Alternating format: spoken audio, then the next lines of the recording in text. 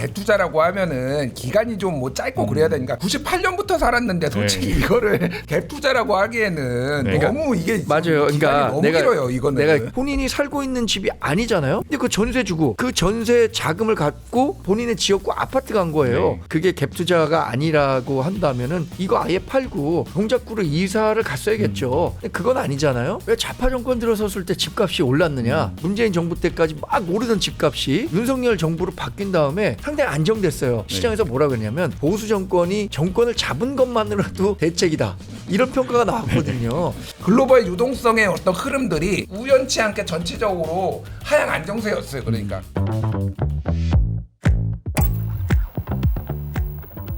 10월 15일 발표된 이제 부동산 대책 이야기를 좀 해보고자 합니다. 굉장히 그 정책 발표 이후에 규제 지역이 상당히 넓어지고 하면서 서울 전역과 그 경기도 일부 지역까지 해당이 되면서 더 큰 어떻게 보면 여파가 예상이 되고 있는데 사실 오늘부터는 이제 토지거래 허가구역이 이제 실시가 되는 거고요. 그리고 굉장히 뉴스들도 쏟아지고 있고 뭐 신고가가 돌파됐다 막바지에 이제 뭐 5일장이 섰다 뭐 이런 표현까지 쓰면서 마지막에 거래가 막 이루어진 모습들도 보이고 있습니다.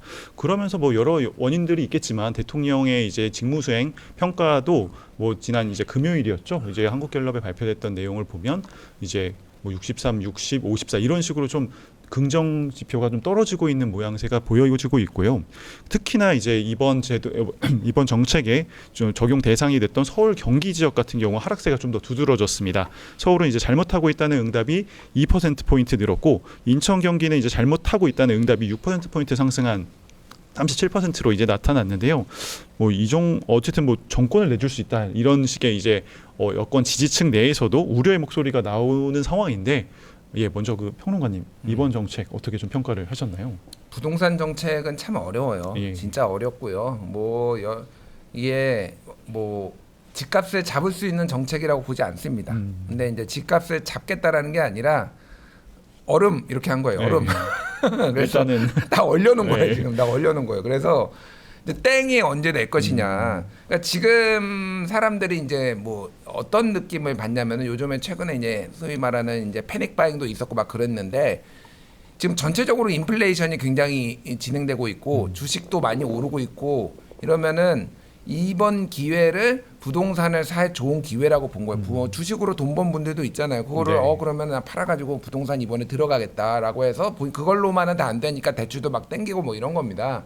그래서 이거에 이상 과열 징후가 있었던 것도 사실이고 그래서 이거를 일단은 조치를 안 취할 수가 없는 그런 고육지책 같은 성격이 있었다. 네. 그래서 이거의 이제 해법이 뭐냐 그러면은 이거 이제 얘기하려면 1시간은 우리가 이제 논쟁해 버려야 되는데 예. 그 길게 저는 뭐 얘기할 수는 없고 그러니까 일단은 얼려놓고 그 다음에 내년 12월 31일까지 이 조치를 한 거잖아요. 그렇습니다. 그 추가적으로 이제 대책들을 하나씩 내놓겠다라는 겁니다. 그래서 아마 제가 보기에는 불만들이 나오는 특히 이제 뭐 어떤 사다리 걷어차기다 이런 것에 대해서 추가적으로 좀 취약계층에 대해서는 대출을 좀 더 해준다든지 뭐 이런 것들에 제한을 없앤다든지 뭐 이런 것들로 좀 더 나올 것 같고 결국은 저는 이거는 장기적으로는 보유세를 올려야 된다고 생각해요. 네. 이거는 기본적으로 매물을 내놓지 않는 이유는 가지고 있는 것이 이익이고 기대 수익은 더 오를 거다라는 어떤 기대 심리가 기본적으로 깔려 있잖아요. 그러니까 예를 들면 맨하탄에 은퇴해가지고 사는 사람 없습니다. 뉴욕에. 거기는 그러니까 보유세가 1%에서 2%예요. 그러니까 쉽게 얘기를 하면은 내가 10억짜리 집을 살면은 1년에 1,000만 원이에요. 2,000만 원씩 내는 겁니다. 네. 그러니까 뭐 그렇게까지 가지는 않겠지만은 장기적으로는 그렇게 갈 수밖에 없고 그거를 시그널을 계속 보내고 있다 만지자. 근데 네. 이제 그렇게 되면은 또 이제 보수 언론에서 난리가 나겠죠. 다 죽이겠다 뭐 이런 식으로 해서 쉬운 문제는 아닌데 네. 이거가 해답은 될 수 없지만은 불가피한 조치였다 저는 뭐 이 정도로 봅니다. 네. 소장님 어떻게 보셨습니까? 네, 오른발이 가려운데 지금 왼발을 긁고 있는 거예요. 뭔 얘기냐? 예. 지금 수요의 문제가 아니라 공급의 문제라고 생각하고 있는 거거든요. 네네. 시장은 근데 그건 뭐 자본시장 경제에서 가장 중요한 건 수요와 공급에 일치를 시켜줘서 그 가격을 떨어뜨리는 건데 지금 얼음 얘기했잖아요. 완전히 그냥 시장을 딱 동결해 놓은 거예요. 이 제도의 영향을 받는 사람이 대략 1,500만 명 정도 되는 걸로 알고 있어요. 네. 서울 인구와 서울 인구 900만 명과 나머지 경기 일부 지역 하면 그럼 우리나라 인구 5천만 명 중에 대략 한 3분의 1 정도의 거주 이전의 자유를 완전히 지금 제한시켜 놓은 거죠. 이렇게 이게 이 자유시장 경제에서의 거주 이전의 자유, 이 자유를 억압하는 광범위한 부동산 정책이 있었나요? 저는 이 정책이 갖고 올 부작용이 분명히 굉장히 네. 어떤 것든 마찬가지입니다. 스프링도 이렇게 눌러놓으면은 그 탄성이 생기는 바람에 튀어오르는 거고 풍선도 누르면 다른 지역 하는 거잖아요. 벌써부터 지금 전월세 가격 얘기하잖아요. 네. 오늘 조선일보 기사인가 봤던가요? 강서구에 있는 2,000세대 대단지 가운데 전세 물량 하나 있답니다. 네. 근데 지금 서민들은 대부분 전 월세를 살고 있었는데 전월세 물량, 특히 전세 물량은 이제 거의 사라지고 전세라는 제도가 사실 우리나라에 거의 유일하게 있었기 예. 때문에 이게 앞으로 월세가 될 거다라는 예상은 많았지만 이게 정말 급변할 거예요. 월세로 가게 되면 지금 전월세 가격 변동 전환율이 뭐 4.25%인가 그렇더라고요. 네. 그럼 4.25% 그 전환하잖아요. 서민들의 주거비가 한 달에 예를 들어서 뭐 3,400만 원 이렇게 나가는 건 유도 아닐 겁니다. 이제 네. 이런 문제들을 어떻게 해결할 거냐. 그럼 충분한 공급이 나와야 된다고 생각하는데 김용범 정책실장 뭐라고 했습니까? 이거 잠깐 시장을 묶어두고 이제 공급 대책 내놓겠다라고 했는데 네. 여전히 사람들이 불안해하는 건 뭔지 아세요? 진보 정권에서 좌파 정권에서 충분한 공급 정책을 한 적이 없다.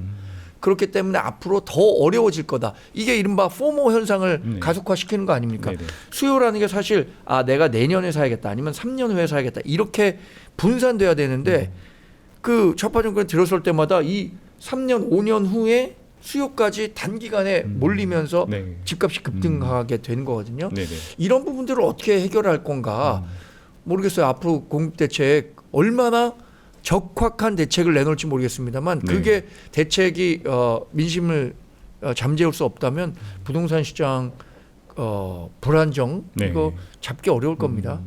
말씀하신 대로 이제 이번 대책에 대해서 공급 대책이 좀 부족한 거 아니냐라는 지적이 나오자 이제 정부에서도 이제 후속 조치로 이르면 연내에 추가 공급 대책을 좀 발표하는 방안을 검토 중이다라고 얘기를 하면서 그러면서 이제 뭐 연내 서울을 중심으로 어느 구에 언제까지 몇 호를 공급할지 굉장히 세부 계획을 뭐 제시하겠다라고 했는데 어떻게 좀 소장님 어떻게 좀 말씀하신 대로 이런 공급 대책 가능할 걸로 보시나요?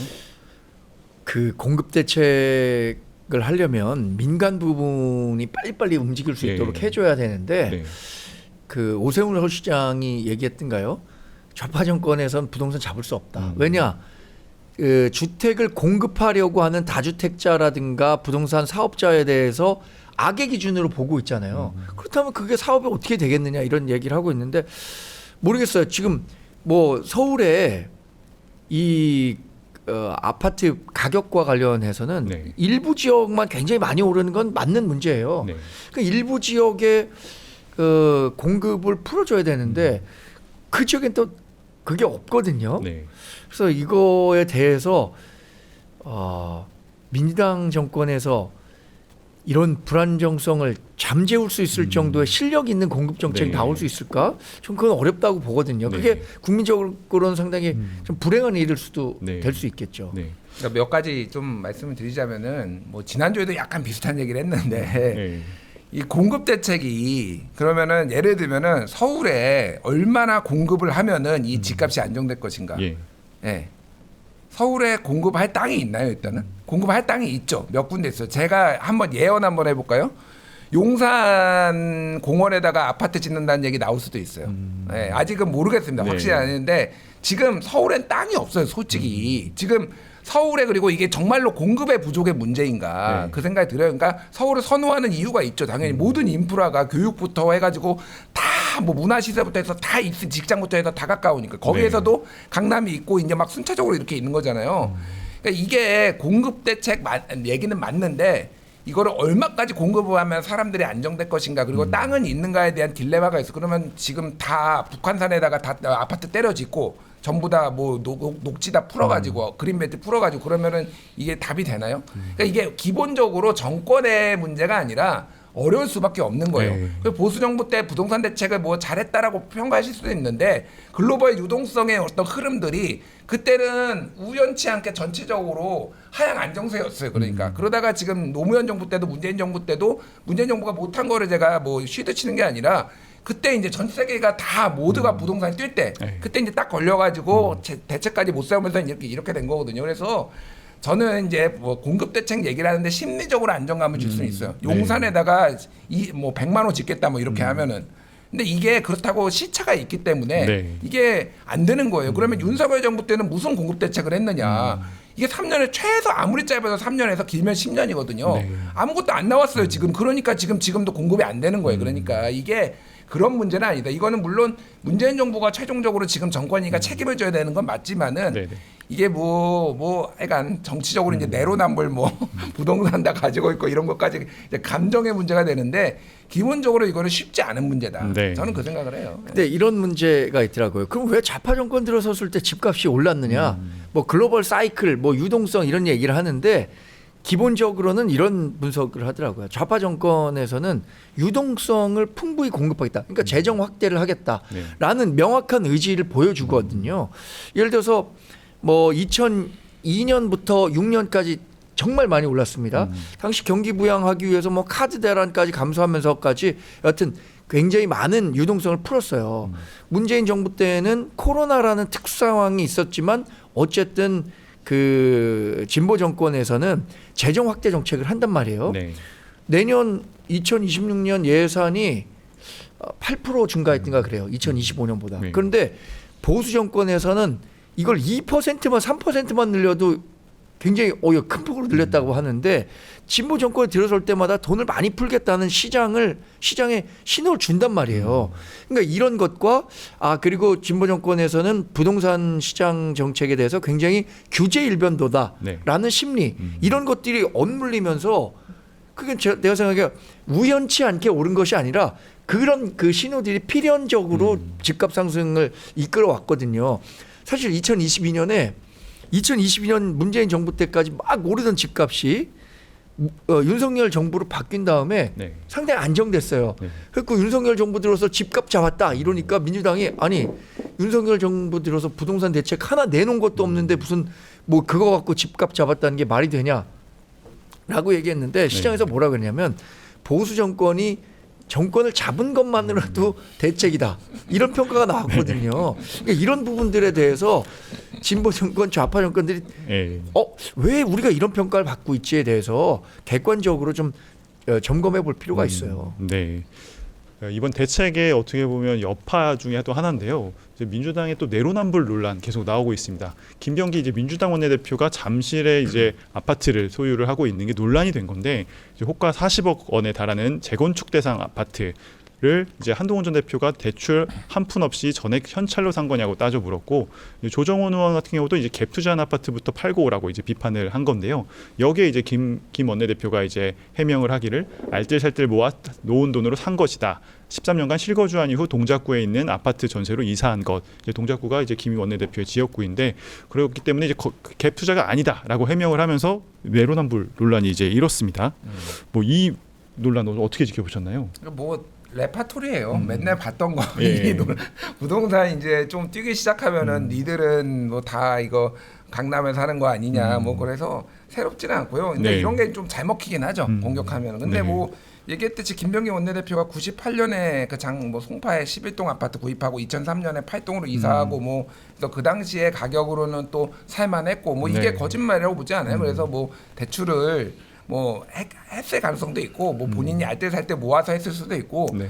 근데 지금 이제 핵심이 대출을 지금 정부가 이제 제한을 한 거잖아요. 그렇죠. 그래서 15억 이하의 공시지가 기준으로 15억의 이하는 6억까지 대출이 되고 15억 초과해서 25억까지는 4억까지 되고 25억은 이제 2억 이상, 그러니까 소위 말해서 25억 이상 아파트는 본인 능력으로 살아나는 거고 이게 왜 그러냐면 여기에서 막 25억짜리를 예를 들면은 20억의 대출을 받아가지고 뭐 이런 사례들이 지금 강남에서 실제 나오고 있고 대출이 은행권이 대주니까 네. 은행권 입장에서도 강남 부입해라고 하니까 이거는 안 떨어진다라고 하니까 그냥 주는 거고 뭐 이런 거에 흐름을 끌어내는 지금 상황이었어요. 그래서 대출을 한 푼도 받지 말라라고 지금 정부가 얘기하는 건 아니에요. 그러니까. 네. 그러니까 이거를 대출을 받았네 안 받았네 네가 강남에 사네 안 사네 그러니까 이게 아무런 좀 논쟁거리는 아니다 제가 보기에는 크게 네. 뭐 그런 건데 문재인 정부 때도 이를테면은 다주택자 정리하라고 하니까 강남집 두고 이제